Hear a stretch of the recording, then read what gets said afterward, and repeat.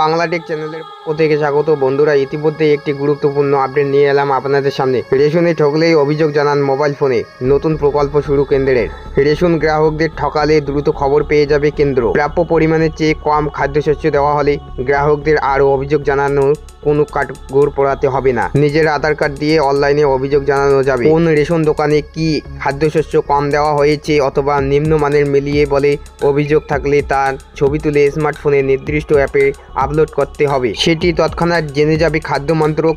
সে মতো নেওয়া হবে ব্যবস্থা।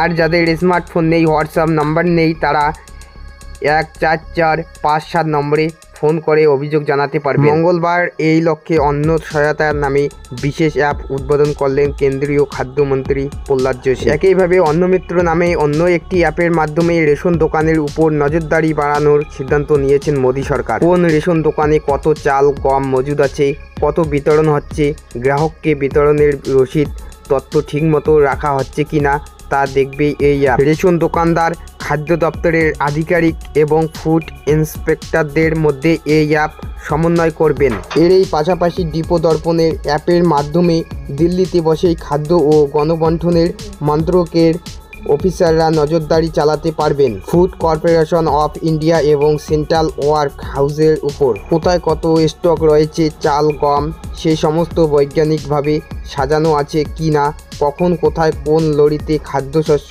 নিয়ে যাওয়া হচ্ছে তা বিস্তারিত নজর করা হবে।